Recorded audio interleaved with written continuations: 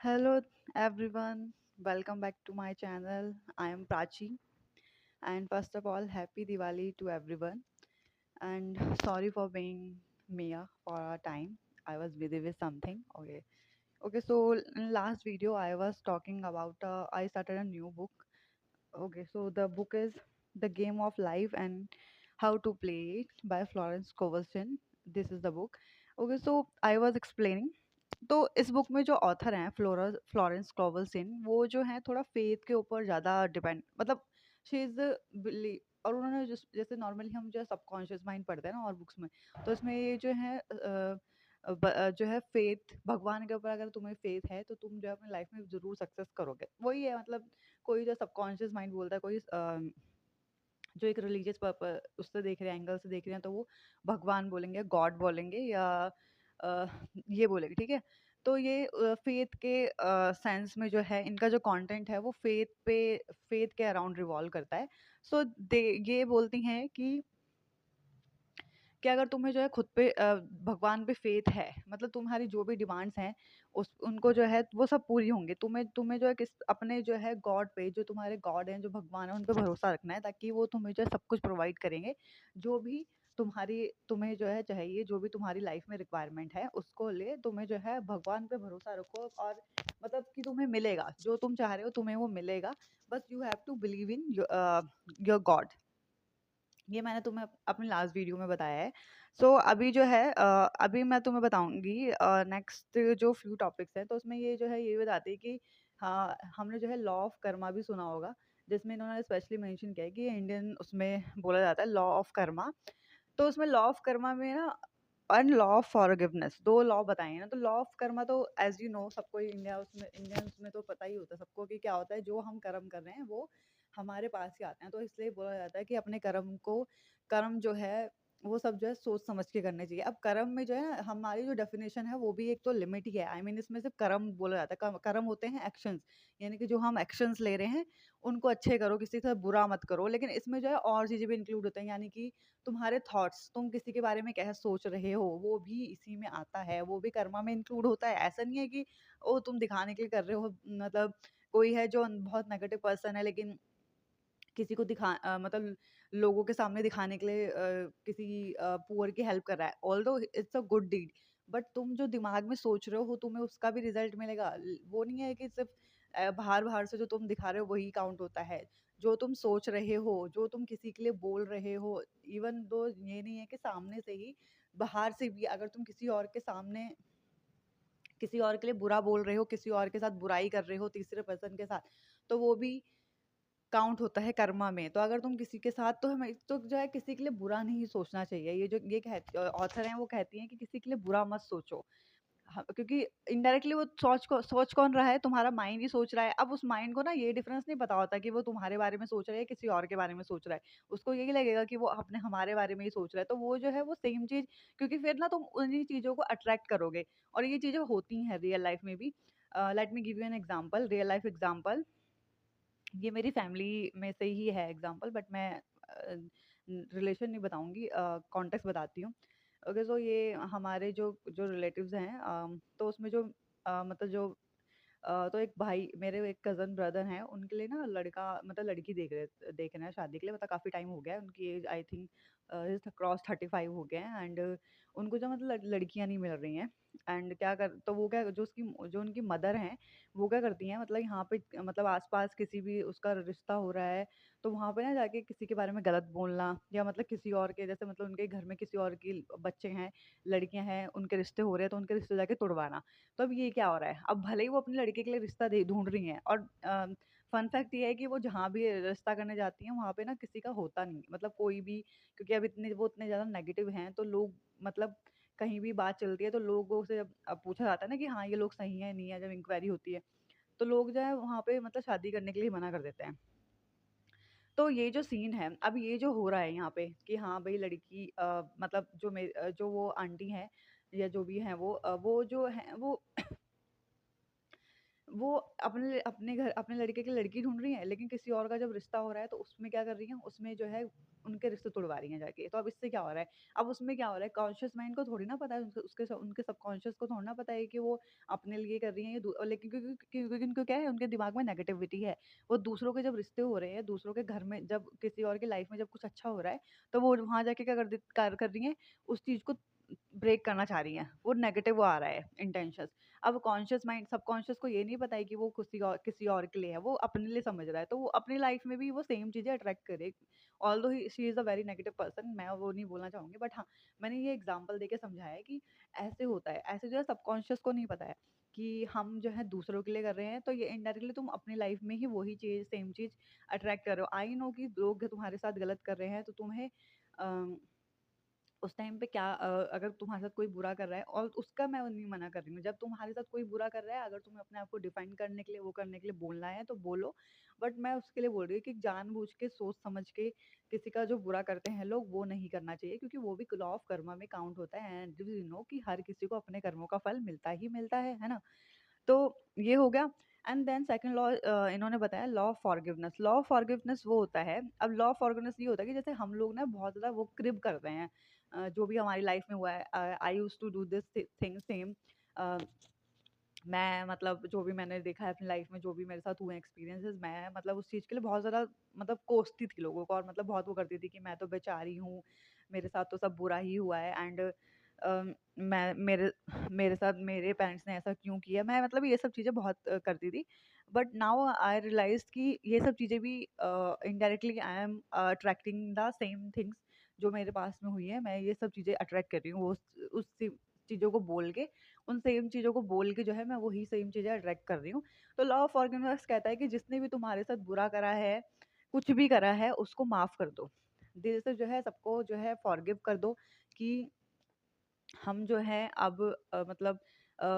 मतलब जो भी है ठीक है जो किया, क्योंकि एज वी नो कि वो लोग भी अवेयर नहीं है। आई मीन जिनकी लाइफ में ये law of attraction, law of assumptions नहीं आता, या सबकॉन्शियस कॉन्शियस माइंड के बारे में, तो वो सब जो है वो भी प्रोग्रामिंग से ही चल रहे हैं जो भी हमारे सराउंडिंग्स में है। तो उसमें उनकी भी गलती नहीं है, तो उनको जो है माफ़ कर दो, दिल से माफ़ कर दो। उनके बारे में कुछ नहीं बोलो। मतलब एक वो होता है ना थ्रेड कटिंग, कॉर्ड कटिंग जो होता है टाइप से, कि उनसे जो है रिलेशन मतलब मेंटली जो है वो ख़त्म कर दो कि ऐसा कभी कुछ नहीं हुआ था। इसे डिलीशन टेक्निक भी बोलते हैं, कि जब भी तुम्हें वो थॉट आए तो उसे डिलीट कर दो कि नहीं ऐसा कुछ नहीं हुआ था मेरे साथ, तो इस उसने जो है फॉरगिव कर दो उनको। तो इससे जो है तुम उन कर्मास को जो भी, क्योंकि देखो हमने भी कुछ कर्म किए होंगे या हमारा भी कुछ डीड्स हुए होंगे जो हमने अपने लाइफ में जो है ये चीज़ें अट्रैक्ट की हैं। तो अगर ये हुआ है ठीक है, वो एक बार होना था, लेकिन जब हम उस चीज़ के लिए बार बार क्रिप करते हैं ना, तो वो चीज़ें हम लाइफ में और अट्रैक्ट करते हैं, ठीक है। तो ऐसे ही जो है हमें नहीं करना चाहिए। ठीक है, लॉ ऑफ फॉरगिवनेस, सबको जो है माफ़ कर दो। फिर उसके बाद तो इसके लिए हम, जैसे मैंने आपको बताया कि आप जो है उसको क्या बोलते हैं, क्या कर दो, उसको माफ़ कर दो, और अपने सबकॉन्शियस माइंड को मतलब हम हमें जो है ट्रेन करना पड़ेगा अपने सबकॉन्शियस माइंड को, कि हमें जो है ऐसा नहीं ऐसा सोचना है। तो उसके लिए क्या करना होता है, सबकॉन्शियस माइंड पे हमें जो है उसको मतलब ट्रेनिंग देनी होती है, बार बार जो है सेम चीज़ों से रिपीट करना पड़ता है, फेड करना पड़ता है। जब हम हाफ स्लीप स्टेट में हैं, जब मॉर्निंग में उठ रहे हैं, तो हमें अच्छी अच्छी चीज़ें बोलनी पड़ती हैं, क्योंकि ये थोड़ा टाइम लेती हैं चीज़ें, क्योंकि जब हमने काफ़ी लंबे टाइम से यही सब चीज़ें की होती हैं, तो हमारा माइंड जो है उसी चीज़ में, इवन हमारा माइंड एंड बॉडी जो है सेम चीज़ में ट्रेन हो जाता है। तो we have to do this. और सबसे जो, अब ये तो हो गया हमने जो अब अच्छी चीज़ों से अपने माइंड को ट्रेन करना स्टार्ट कर दिया, ठीक है। तो उसमें जो सबसे इंपॉर्टेंट फीलिंग जो आती है ना ट्रेन करने, वो होती है feeling of love. I mean we be the love.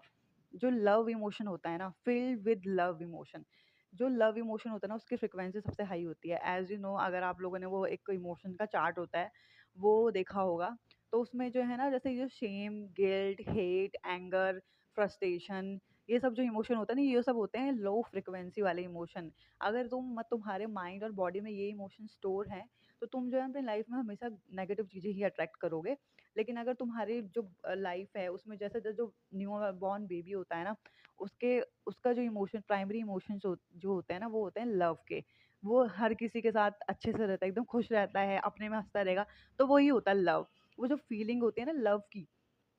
वो वो बन जाओ, मतलब अपने आप से प्यार करो, और मतलब बस ये देखो कि हाँ, हमारी लाइफ में बस प्यार ही प्यार है, हमारा सराउंडिंग में बस प्यार ही प्यार है, लाइफ बहुत ईजी है, बहुत अच्छी है, सुकून है लाइफ में, फीलिंग ऑफ पीस। तो तुम जो है ना अपनी लाइफ में सब कुछ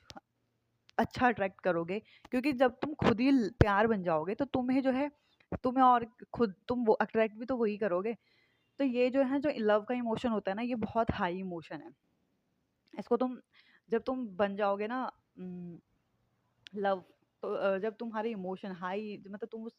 किस इमोशन से रेगुलेट करो, तुम्हारी बॉडी एंड माइंड किस इमोशन से रेगुलेट कर रहा है, क्या इमोशन प्रोमिनेंट है तुम्हारी बॉडी एंड माइंड में, तो वो होता है हमारा,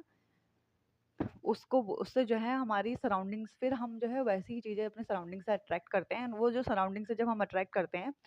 तो हमारी लाइफ जो है बहुत अच्छी रहती है, क्योंकि लव लव जो है वो अल्टीमेट या प्रोमिनेंट इमोशन है, मतलब जो बोलते हैं ना हायर जो कॉन्शियसनेस है, कॉन्शियस लिविंग जो है उसका इमोशन लव ही है, ठीक है।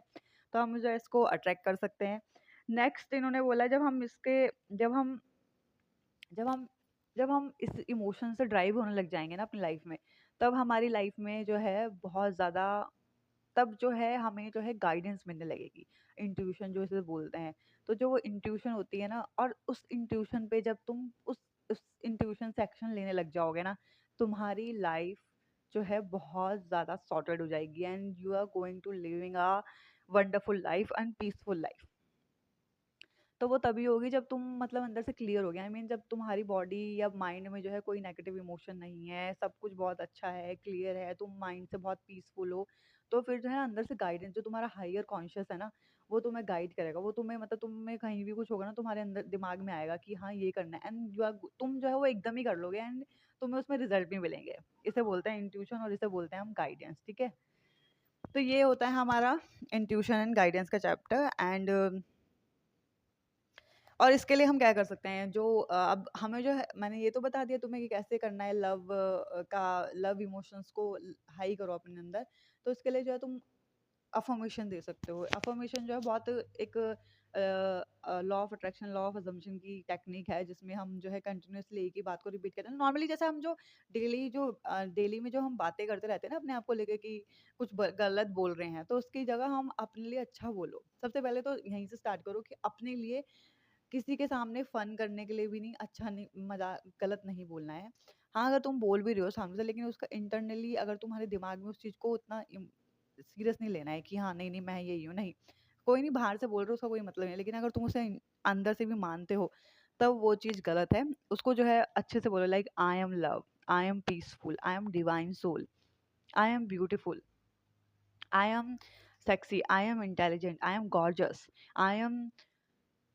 आई am wonderful, I am victory, I am winner, I am success. ये सब बोलो अपने लिए। तो तुम्हें जो है, तुम मतलब थोड़े टाइम बाद देखोगे कि तुम यही बन जाओगे। सबसे पहले तो तुम्हें अपने जो इमोशंस है, जो तुम्हारे जो मेन प्रोमिनेंट, अगर तुम्हारे जो है बहुत ज़्यादा नेगेटिव लो लेवल फ्रिक्वेंसी वाले इमोशन है, यानी कि तुम बेसिकली जो तुम्हारा मेजर पोर्शन दिन है, या जो तुम बोलते हो अपने, जो तुम्हारा इनर टॉक होता है, उसमें तुम सिर्फ शेम, गिल्ट, किसी से हेट्रेड या गुस्सा ही हो किसी से कि मेरे साथ किसी ने ऐसा क्यों किया, गिल्ट में ही जा रहे हो। तो बेसिक सबसे पहले तो तुम्हें इन इमोशंस को रिलीज करना है अपनी बॉडी से, and then fill your mind and body with the में ये अच्छे जो इमोशंस हैं उनसे। अब ये तुम डायरेक्ट भी कर सकते हो, it's not important to release them, but ये मैंने पर्सनली किया है, तो मैं इसलिए वो चीज़ रिकमेंड करती हूँ, क्योंकि पहले अपनी बॉडी या माइंड को जो है उन इमोशन से, क्योंकि हमारी बॉडी जो है रिएक्ट करती है जब तुम जब जब तुम्हारे लिए, क्योंकि स्टार्टिंग में क्या होगा, ये जो इमोशंस हैं वो जो है क्या होंगे, ये अलग होंगे, और